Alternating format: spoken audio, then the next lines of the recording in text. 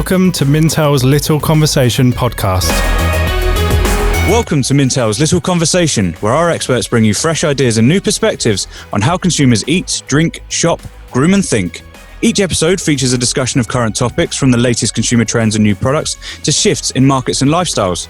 I'm Andrew McDougall, one of the platform analysts for the beauty and personal care sector of Mintel. And today I'm absolutely delighted to be joined by two of my fellow beauty experts. We have Sharon Kwek, who's representing our Asia office. Welcome, Sharon. Hello. Hi, Andrew. And we also have Sarah Jindal, who is representing our US office today. Welcome, Sarah. Hi, guys. It's really great to have you both on this call, partly because I know the time differences make this very difficult to do. So I appreciate both of you making the time for this today. But it's also very exciting because we have a really special feature today discussing our newly launched 2030 trends, which I know all three of us and the team are very excited about. But they are done slightly differently, as they have this sort of 10-year outlook, obviously, as opposed to the normal sort of 2 or 5 years. And so we've approached them in a slightly different way, as you would probably expect. This time opting for more of a sort of evolving spectrum, looking at the two trends that we've picked out. Does anyone want to jump in early doors and sort of briefly explain and introduce why we've done the spectrum? Well, yeah, I think the most important thing to kind of think about is the way that we've done the trends in the past. They've been these very specific kind of ideas and behaviors and concepts that sit in these little boxes. And I think what we've realized as we were sort of talking through putting these together this year is that consumers don't behave the way that we expect them to or want them to necessarily anymore. And so by not kind of recognizing that there's these sort of fluctuations in their behavior depending on the situation, how they're feeling, the day of the week, you know, it's to assume that they're going to stay on this kind of linear line in terms of their reactions or their behaviors is naive, frankly. And so setting these trends up as kind of spectrums made the most sense because it opens up, you know, all these different opportunities for consumers, for brands, you know, retailers, whoever, to kind of figure out where along that sort of line or where along those points they kind of want to position themselves and think about situationally what they might want to look like. Yeah, but I think the relationship between brands, consumers has definitely changed over time. We cannot look at brands, you know, like before. I mean, no doubt there will be companies who say, like, what do we do next year? But I think it's more important to look further ahead because there's a lot of changes recently, or even in recent years, there's like cultural shift, lifestyle shift. We are very much influenced by technology even.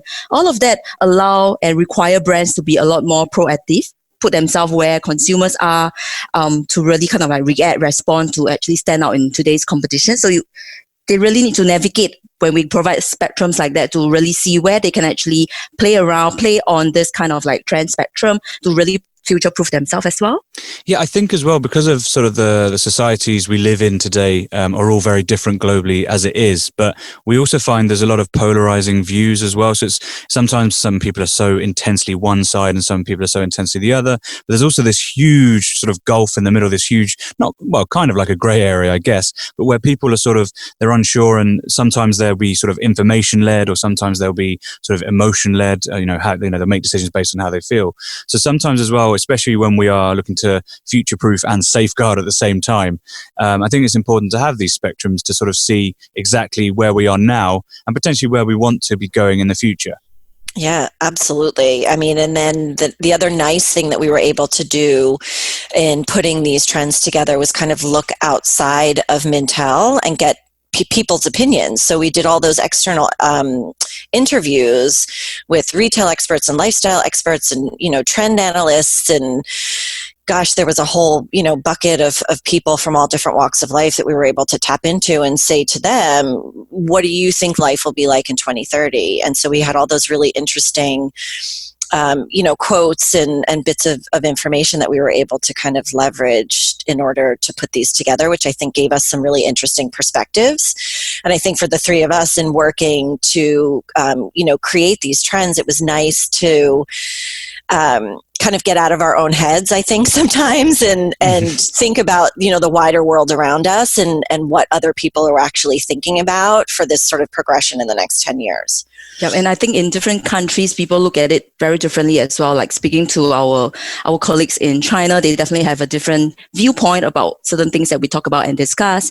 And then when you talk to people in, say, like Singapore, everyone then has a different kind of experience altogether to kind of think about how that would apply, how certain things that we observe in certain markets, would that be relevant to them as well? So that I think all forms together the entire trend spectrum. Yeah, that global kind of view is really important, because I've spoken to people in different regions and definitely get different questions, different interpretations, different feedback. So it's nice to have those sort of open, discussions with different people. I'm glad you mentioned all the external interviews you did as well, actually, because they were so fascinating to go through. As you say, there's, obviously in different countries, we have all our Mintel analysts who have this sort of vast experience and knowledge to give us, but then to also take that step out of beauty as well, and sort of see all these other things of, where is the world going to be? It was so interesting to see all that, and I know that we incorporated a lot of that into the trends presentations and pieces that we've been working on. So without any further ado, potentially maybe we should delve into these two trends. We have, of course, the panorama of humanity and also identity trader. So I think maybe we should kick off with the panorama of humanity, this sort of push-pull concept between nature and science, and sort of where we see that evolving and moving. Potentially we've seen that evolving and move over the last 5 years, and now that's sort of basing this forecast we now have for the next 10 years plus. Is there anyone that wants to sort of chip in now and just sort of help to introduce the panorama of humanity a little bit more?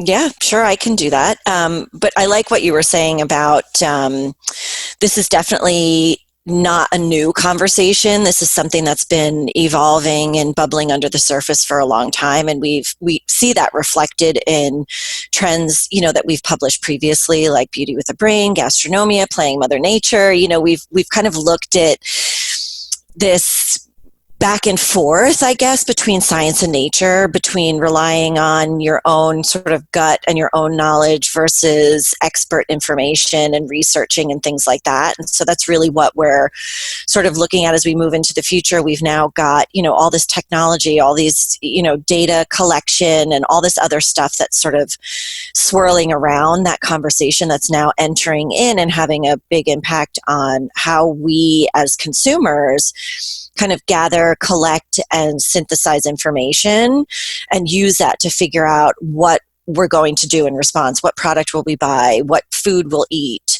The choices that we make, it really does become all dictated by all of this kind of information that we're able to integrate. But I think the other part of this too that we talk about quite a bit is the mistrust that consumers now have with kind of the wider world around them, because, fake news and fear marketing and all of this kind of stuff, that this cancel culture that we live in, all these things that are going on around us kind of set people, I think, on the back foot a little bit in terms of, what do I believe? What's really the truth? And so, a big part of this trend is furnishing consumers with the right information at the right time to help them kind of wade through a lot of that and rebuild that trust. And so transparency, it's the buzzword of the year, and I have probably said it 84,000 times in the last month alone.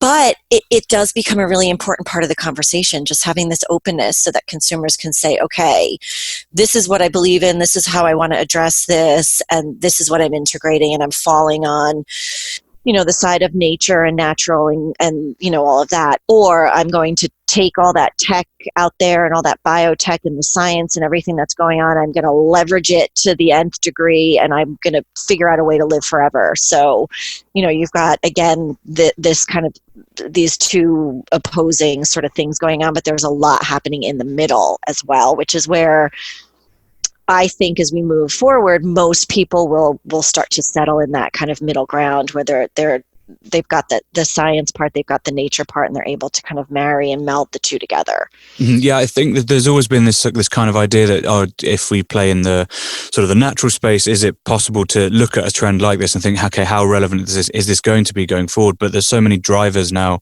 that's going to impact consumer goods in general, the world in general, that sort of push us towards the idea that we are going to have to look at alternative processes. In many cultures, we've been looking at some of these processes for years already. So it's a case of now just maybe seeing these mainstream or move forward. And you're so right about transparency as well being such a buzzword that we use all the time. And I do wonder if that's really driven the desire or the move and the popularity of the clean beauty industry going forward. I know we discussed this a little bit in the trend itself, but it is this idea that clean beauty, whether we like it or not, and I know there's a lot of the industry as well that have trouble with the terms. But it is that idea that it is popular right now because it's the way consumers look for certain products. So we saw the same thing with Free From over the last few years as well. There is this fear marketing that is working. But I definitely think there's going to be space for clean beauty in the future, whether we like it or not. I think it's just the fact that we maybe need to change the language around it. We need to change what we focus on. And as you say, maybe clean beauty is just going to become beauty, but more transparent and maybe more eco and ethical. Well, yeah. I mean, and you think about the conversations that are going on kind of on a higher level around claims and labeling and what you can say and what you can't say. So, especially in the EU, the whole free from landscape is changing based on some of those regulations. So that I think will only continue as we start to see, the idea that if this is clean, then does that mean everything else is dirty? And is it fair? Well, it's true, but I mean, what's the opposite of clean? It's dirty. So, is it fair for one brand to market in a way that basically disparages everything that everyone else is doing? So I think, like you're saying, that evolution and that language change needs to happen. And really what the focus needs to be is on safety, functionality, sustainability. Those are really the important kind of drivers under the surface that are pushing brands and consumers to move in that direction. Yeah, and I think it's quite similar to what you mentioned as well when we talk about the whole issue around trust. I think back then people or brands tend to use a little bit of like the scare tactics, telling people what's harmful, what's bad. But I think that is not going to work in the long run. People want to know, like what you say about transparency. It's more of telling them what works for them to move and shift from that whole scare to more of like security, assurance, and ultimately to that trust for the long-term kind of like engagement and relationship with the consumers. And so looking sort of in the short-term future then, how do we see this trend really playing out? Sort of potentially maybe in the next 5 years then, how are we seeing the evolution of this trend continuing? I mean, is it from that sort of nature standpoint, but also how the science and the technology comes into play? I mean, just thinking, I know we've spoken before about things like personalization are going to be changed because of this trend. And we've discussed sort of how different brands and different retailers as well can actually play in this space, to build that trust with consumers, but also to have much more customized products, but also looking at the natural space as well and seeing how that's going to evolve through instances through sort of biotechnology and fermentation processes, which I know we spoke about quite heavily a couple of years ago in the Playing Mother Nature trend. And Sharon as well, I guess a lot of companies in Asia are already utilizing a lot of these kind of fermentation processes already in a lot of their products. So how do we see the sort of the next 5 years sort of moving forward in this trend? Well, that's the interesting thing. I mean, you said it right there. All of this kind of tech and biotechnology and it's already out there. It's being used in other industries. Consumers are becoming more comfortable with it as they see it more and more, whether they realize it or not. So it's only a natural progression that we start to see that move into the beauty categories. We're seeing it happening in food already with, like you mentioned, fermentation. You've got, veganism has become so popular. You've got so many people moving to kind of plant-based lifestyles sort of broadly for a variety of different reasons, obviously for health, but also for the environment. And so as we start to get more comfortable in the food categories, in the drink categories, in the clothing and fashion, using alternative materials that are more sustainable, it's only natural that comfort level then extends into what's happening in beauty. So we can 100% leverage all of that, thinking about, this push for kind of natural, organic, and clean.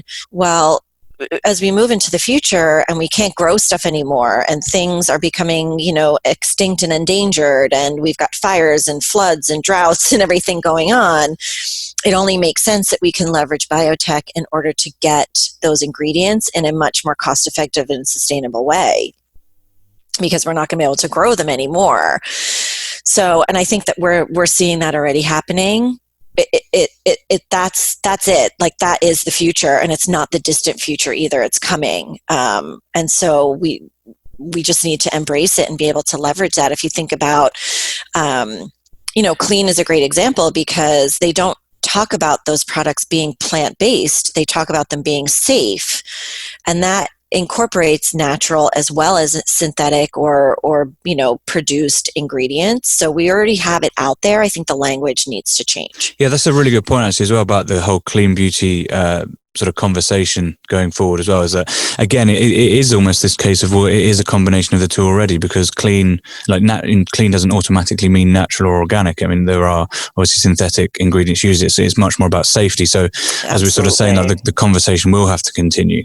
Yeah. And I know that we touched upon when we were looking at sort of 5 to 10 years in the future, we were then talking about bioengineering being quite important. And, maybe we will see different genome sequencing or DNA sequencing or different adaptations that we can do with science could be very important in the generation of crops and things. But I do remember one of the really interesting things we saw, and I think a couple of the experts we spoke to externally spoke about this as well, is this idea of sort of neuromarketing and neuroactivity really playing quite a big role. And Sharon, I know that you, I remember you gave us this really cool example of sort of how that's really starting to play a role going forward. I mean, how do we see sort of, we're dealing with changing technologies, AI, and this sort of information overload.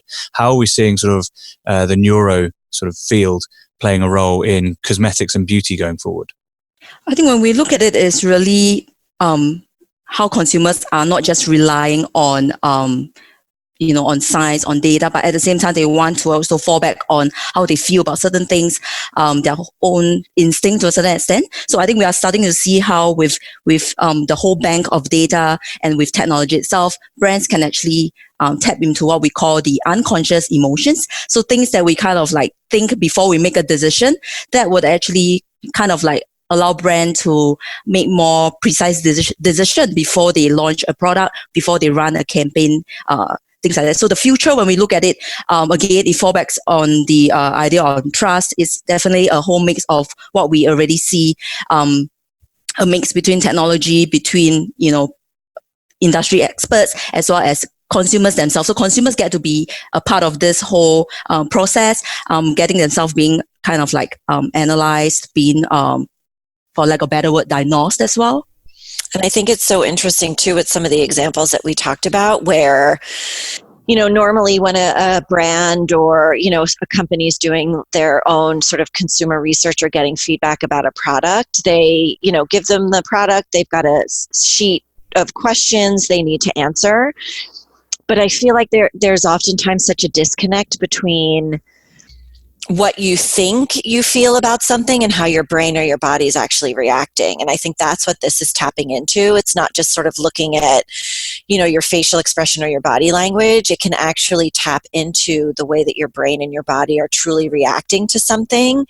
And those aren't always the same. So that's what I find the most fascinating about this, is this idea of your like subconscious or your non-conscious, and how that's involved in that decision-making process, less so on what your kind of knee-jerk or your gut reaction might be that might not at all match up with how your brain is actually thinking. It sounds crazy, but it's so fascinating, and I think it's a really interesting It's essentially going to just weed out when you're lying about your beauty decisions. But like, no, yeah, you are willing to pay for this product, so yes. you should be buying it. Yes, your brain is you're saying no, but your brain is telling me yes.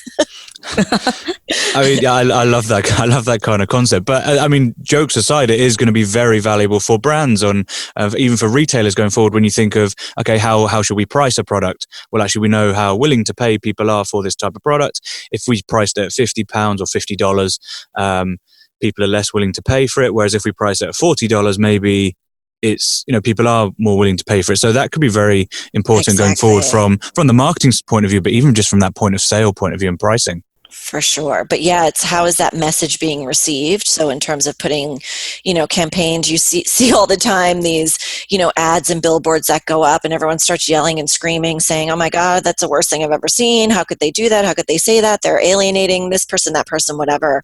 They've now got the opportunity to kind of test those things in a real way and get those, non-conscious or subconscious reactions and really understand how this would be received by a broader kind of group of consumers. But yeah, this I find fascinating, and I think it's got some real strong opportunities in the future.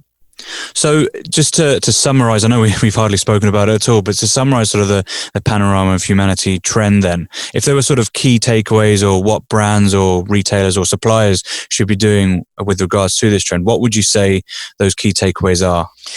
I mean, I think it's thinking about what's going on, even if you say you are a company that is all natural, plant-based, organic, however you want to classify yourself, I think ignoring what's going on with the science and the biotech is a mistake, especially as we start to understand the sustainable aspect of the products that you're making. It only, in the future, your only opportunity is going to be figuring out how you can leverage some of that moving forward.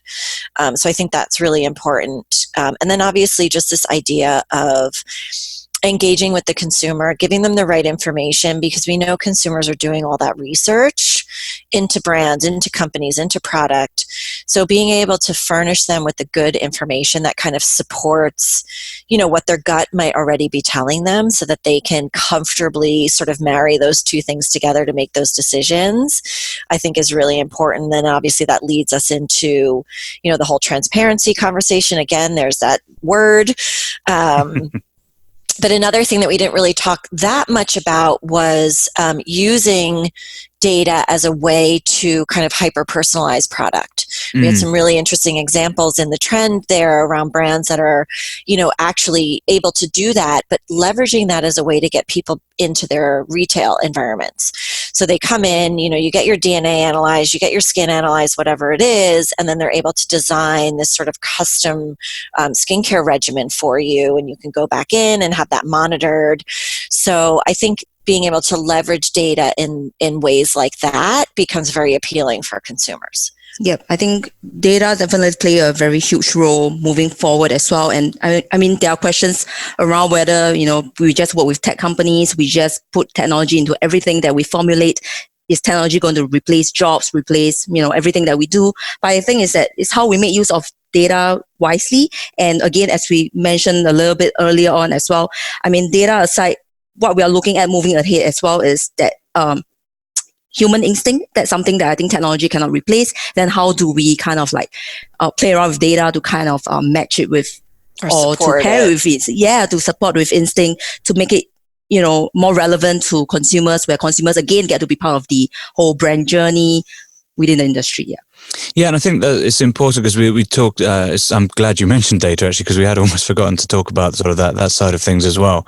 But it is interesting because obviously there was a backlash data a couple of years ago, which we've spoken about in previous trends. But I think when it comes to the beauty side of things, and again, that word transparency crops up, but I think consumers are willing to trade data for certain things. So obviously, a brand has to be ethical in its use of the data. Obviously, GDPR rules that have come into play in Europe that a lot of global countries have adopted anyway. It is very important to see how data is being used. People do safeguard a lot. But as I say, when it comes to beauty, if we can really give that benefit at the end, things like for certain skin conditions, the genetic testing you can do, or even hair conditions as well, finding out exactly what your biology is saying about you can really, as you said, sort of hyper-personalize that situation. So going forward, these things could be a lot more commonplace. I mean, we already have a lot more sort of take-home tests that people can use. We see it a lot in the health industry and the nutrition industry. So again, the beauty industry is just that next step on that line. So it'd be very interesting, I think, going forward to see how that's all being utilized. So just to sort of stop there, I know we could talk about this trend probably for another sort of 20, 30 minutes, but I'm very aware of time. And I just thought we do have another fantastic trend as well. So Panorama of Humanity, thank you very much for very clearly explaining that actually, and we got through quite a lot. But moving on now to identity traders.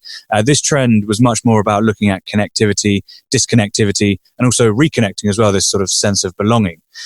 So this trend was, it utilizes a lot of the similar trends that we've seen in sort of the global sense anyway. But this is really moving in a slightly different direction. And I definitely think it's a much more future-looking trend as well when we think of how the world is going to be in 10 years' time and the impact that that has on beauty.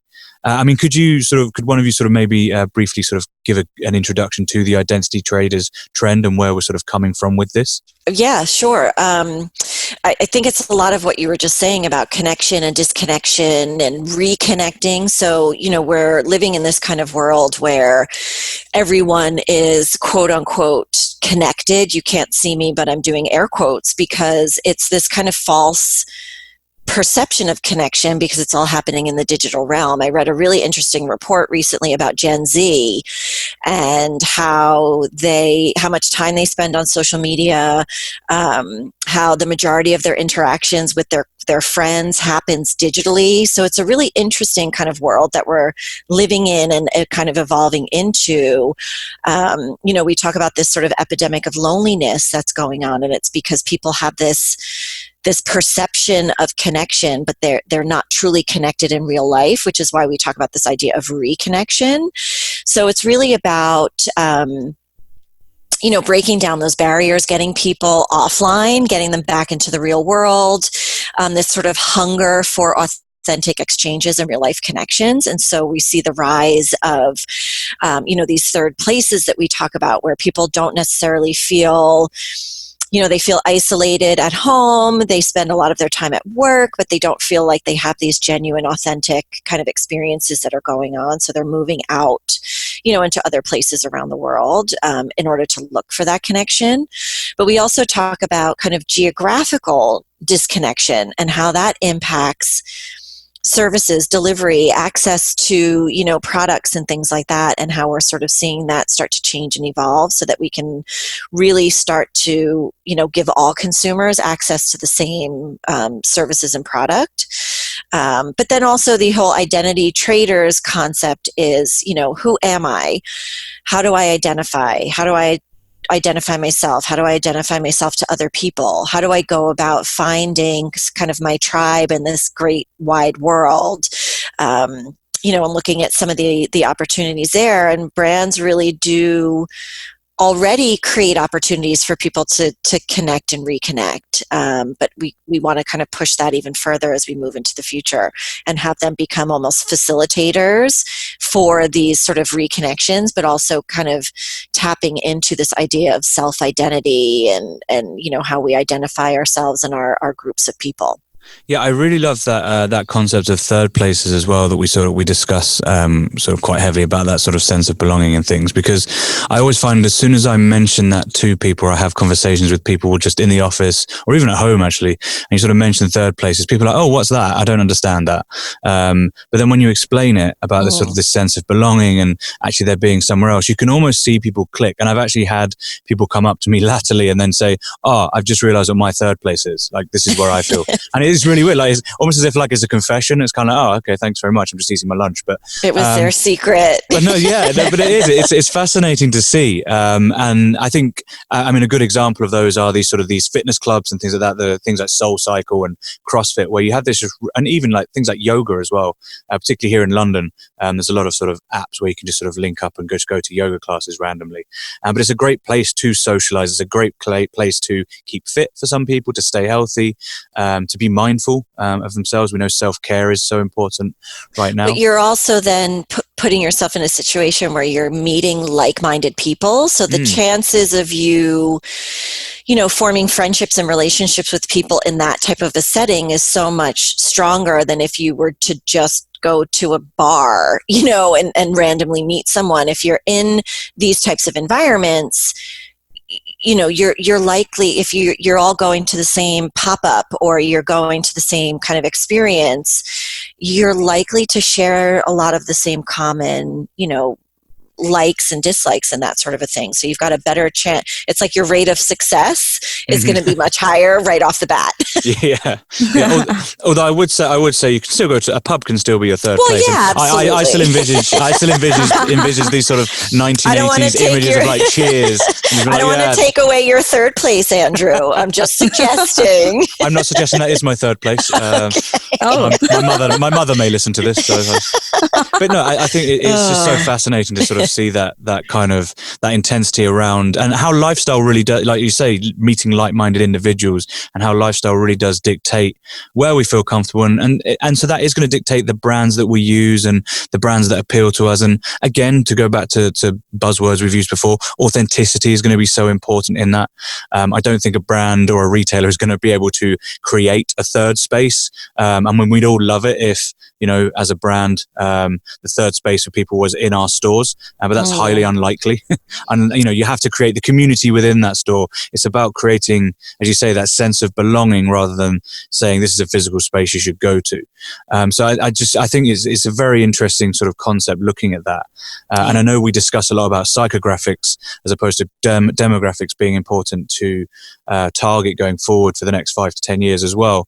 And again, I think that's important because it shows that we are changing the way we interact and the way that we develop relationships with brands as well as people. We are developing sort of who we are as we go, and we're sort of bringing the brands with us.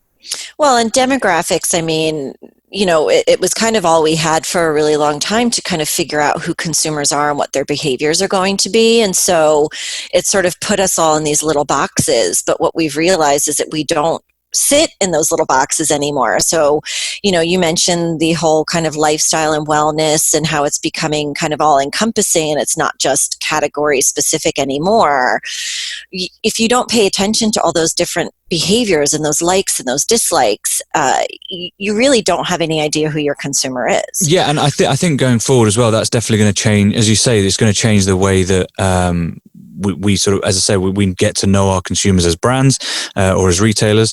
So it's important to know how to sort of target those consumers and sort of find what makes them tick, because every single consumer is going to be different. I know that we sort of, in this trend, we kind of develop that sort of train of thought a bit further to talk not only about obviously these third places, these places to connect, but also about helping people to almost define themselves, because we're almost seeing like the future of identity is going to change. Over the next sort of 5 to 10 years, people are going to change the way they perceive themselves. And we spoke earlier about some of the negative impacts that we've seen on society in general over the last few years with regards to things like loneliness and depressions and people sort of maybe feeling, especially in the beauty world, feeling maybe their perception of their own beauty is being dictated by something else. But I mean, do you think that there is going to be this shift now where it's going to check, like what is beautiful is going to change? It's going to be down to the consumer.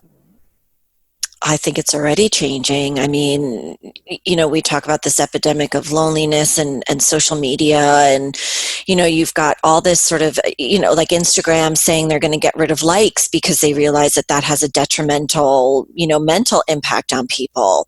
So you've got all this unattainable imagery out there, these beautiful homes and, stylish clothing and, gorgeous hair and makeup. And if that's all the imagery that you're seeing, without really processing the fact that that's curated and photoshopped and not based in reality whatsoever, but especially for younger consumers, if they're seeing that just, it's not authentic. And again, using another buzzword, but it's so true.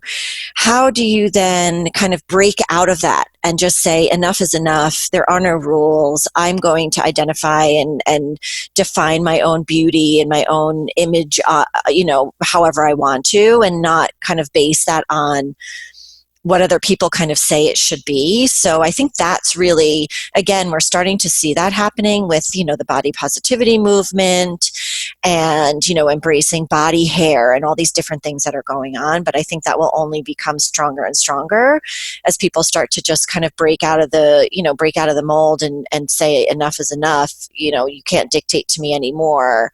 I am an individual and this is me, and people will feel more comfortable with that. Yeah, and I think with social media itself is that at the end of the day, what we see is what we are allowed to see. So, it depends on what consumer want you to know about them as well. But, with all this inclusivity, and I think we see some YouTubers coming out to say that I may edit my photos, I may, do a lot of photoshopping, but my identity, I'm real. That's me. I'm authentic. So I guess that again shows that a lot of things boils down to consumers, how they want to feel, how they want you to know how they are feeling as well. I love as well, was it you, Sharon, that introduced us to the bodyarchy concept, where you kind of go into a room, and I mean, that was just fascinating. Like this idea that you just go into a room, a mirrored room, and kind of say what you think you need to change about yourself rather than having someone else. Correct. So it's such that you kind of like self-administer how you want to improve and enhance whichever body part that you are not most pleased with. So it really is on its own, when you look at it from the aesthetic point of view, is that this whole idea has really shifted drastically. I think in the early 2000s, it's really very much about, change my outlook. I want to look like, this celebrity, this person. And then, people go through a very invasive procedures to get themselves like altered. And then, as technology advanced, people start to say, oh, no, it's not so much about looking like someone, but maybe from your professional point of view, how should I really improve myself? Is it a 20-inch waistline is the most ideal definition of beauty, of a nice body? Is that how we define beautiful? And then now, as we see examples like bodyarchy, we are no longer relying on looking like someone, or even how professionals is telling you to look like. Whereas you just go into a room privately and then, change whatever you want to change. And only you know what you have actually kind of like enhanced and make improvement on. I quite like that idea, although I don't know if I'd trust myself actually to say what's best for me. But I do like that idea, and I like this changing concept. You say, because on the one hand, we're talking about obviously not a backlash, but we're seeing people sort of step back and really question identity and the way that we view that going forward, and using advancements in technology to do that. But in the same way, the advancements in technology are also so positive. I know, Sarah, right at the start of this conversation on identity traders, you mentioned about the geography of things, and that's sort of maybe one of the other key points I just wanted to touch upon before we finish, about this idea of, because of the advancements in technology that are so great, we are making the world a smaller place, and in some aspects making the universe a smaller place, which is, again, may seem a bit futuristic and a bit out there, but it could also have big impacts on the beauty industry when we think of 5G networks being powerful and having low latency enough to do surgeries, for example. That could potentially be adopted into beauty. Or I know we also discussed space travel as well. And although, again, that does seem very far-fetched and out there, it's interesting to see, well, those technologies used to get to space are important in beauty. So it's going to be interesting, just to sort of wrap up, just how those trends are going to really play out in the next 10 years. Well, I mean, the whole space thing, you mentioned that one and people just go, oh, you're crazy, it's never going to happen. But actually, there's already, tech out there that is being leveraged across a variety of different industries that actually could have big impacts in other areas. So I think as you move into the next 10 years, to kind of ignore what's going on is a detriment, because you look at there was a brand we talked about a couple of years ago that actually cultivates some of their ingredients in a zero gravity environment, because what they realized was that they could actually get different efficacy out of those products by changing the growing environment. Yep. So, I mean, something as simple as that is inspired by space travel. So I don't think we need to think about, do I need to make a zero gravity face cream? No, that's not what we're suggesting. But what we are suggesting is paying attention to what's going on, leveraging that technology and taking inspiration from what's going on. So something as simple as hydroponics came from space farming technology, and we already use that. So, it doesn't have to be as kind of out there as we think it is. There is really strong opportunities to leverage kind of the tech and some of the inspiration from what's going on from the kind of space race, or the new space race that's going on right now. And there's so many studies and sort of scientific data available already on those things. Like you could look, as you mentioned earlier on, I think there was a brand in China we used with the ginseng extract, wasn't it? That was it. So space aging. And as you say, like there is that data already available. So it's interesting to see how that could be used going forward. And like you say, we do in agriculture in particular, we already use space farming, techniques or processes, or they do have an influence going forward. And as we move towards sustainability, which again we keep always talking about, those types of things are going to be important, particularly when it comes to sort of sourcing of these natural ingredients, or looking at those kinds of things, like making the most of the ingredients that we source. Absolutely. And then Sharon, you had a really interesting example about people kind of moving out of cities into villages and how that changes their access to product and brand. Yeah, that's right. I think we see that happening in emerging markets, especially within like Southeast Asia. And that example was Cora, which took place across Indonesia, where they basically provide a livelihood for women, for mothers there, to actually be sort of like the agent to consolidate orders. So it's kind of like bringing what we do in the urban cities, where we do go onto e-commerce to buy off stuff. So that actually happened. It's like bring commerce into the village without technology. So it's going to show us how, a lot more established brands, as they look into expanding their consumer outreach, how they can actually do so without the need for always like technology. Because in all this kind of like developing markets, or even like those cities, rural areas, there's no way they will have internet access. Then how do you actually reach them? Because there's like, we're talking about thousands, 10,000 over of such villages out in, say, just one country alone. And imagine there's a few other Southeast Asia markets in the world. So you're missing out on a huge pie, actually, a huge group of consumers who would also love to actually use your products. Yeah, and that's quite interesting as well, because I think sometimes when you hear concepts like that, you kind of think, well, those kind of things maybe already exist, or it doesn't seem that revolutionary. But I think sometimes we get so wrapped up in sort of looking at technological advances and innovations all the time that we kind of forget that there's a lot of markets still out there that are underserved. So in 10 years' time, those markets are really going to thrive from having that connectivity and having that sort of technology brought to them. I love the Cora example, because it is this idea that although we like to think about the world being so connected, there are still parts of the planet that still not that connected. Looking for connection to the internet, for example, so we do still have these communities that I think are underserved, and I think it's important for brands to not forget about them as well going forward. Those identities as well are also going to be very important. Yeah, and I think that just highlights where, brands or retailers or what have you can really get creative in thinking about different ways to connect to those sort of disconnected consumers. Like you said, it doesn't have to be, through drone deliveries or robots. It can be something as simple as tapping into, people in those local environments and turning them into kind of the advocates for their brand, or the distribution hub or something like that. It doesn't have to be, super techy and really highly involved. I think that just highlights, kind of going back to basics a little bit and thinking about how you serve and it's a massive group of consumers. We're not just... It's a community on its own, actually. So again, it plays around with the idea of, building your own community and then making that work as well. So to sort of summarize the identity traders, again, we haven't had long enough to speak about it, but if you were to sort of your key takeaways from identity traders, I mean, it seems that it covers so much, talking about sort of from a geography aspect, sort of this sort of local to global aspect that we look at. But it's also that, earlier on we spoke about that sense of belonging and sort of those online, offline connections. So are there any sort of key takeaways that brands, retailers, suppliers, or just beauty companies in general should be looking at?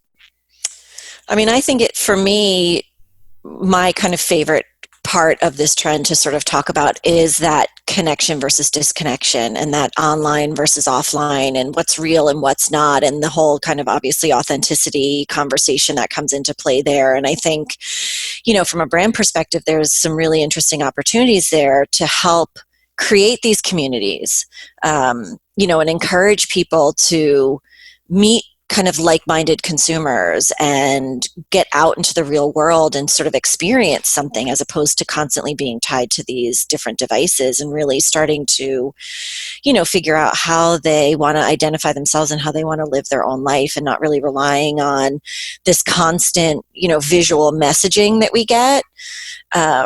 That kind of says you should do this or you should do that or you should look a certain way. Let's break out of that and really just kind of get back out into the real world. One of the people that we interviewed had a really interesting comment, was something around how community and connection will become a luxury.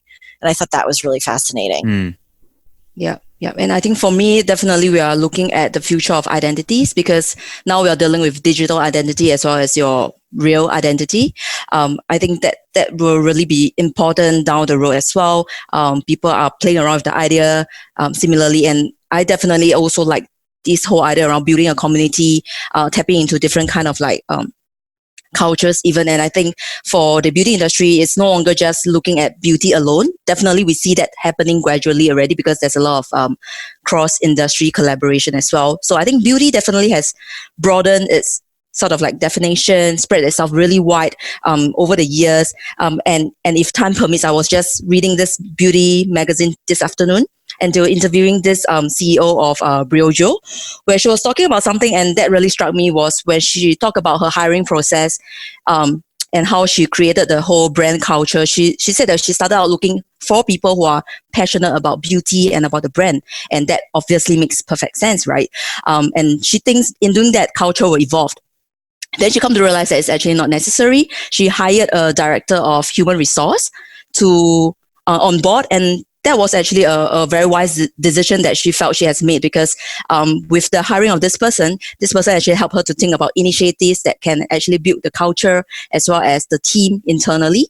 And when this kind of like connectivity is formed at different levels from brand within the brand itself, then it actually ultimately drives the brand outside to consumers and ultimately drive also the growth in an overview altogether. So it could be as little as, getting people together for their company point of view is getting people together for like weekly lunches, gatherings and all that, to slowly cultivate and build up their own culture, their brand culture, to then influence their consumers ultimately.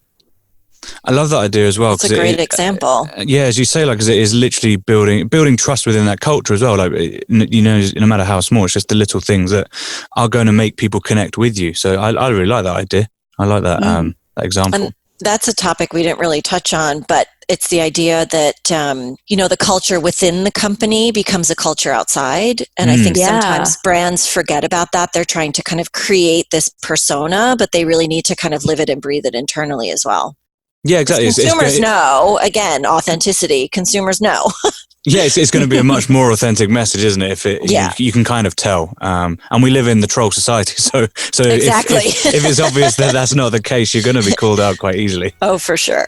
Well, unfortunately, I think that's probably all we've got time for today. Thank you so much both for your insights. I mean, I know that I've spoken with you a lot over the last few months as we've sort of discussed these trends going forward and putting this all together. But I really do feel like I myself actually have learned a lot and even sort of seen things clearer. And some of the examples we've used today are definitely stuff that I'll take forward thinking about this. So thank you very much, Sharon and Sarah as well. Thank you both so much for being involved in this and for explaining, helping to explain these trends going forward. So thank you.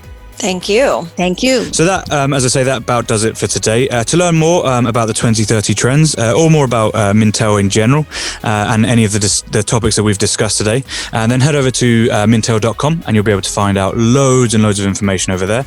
Also, be sure to subscribe to Little Conversation wherever you get your podcasts. But all that's left for me to say is thank you very much for listening and have a great day.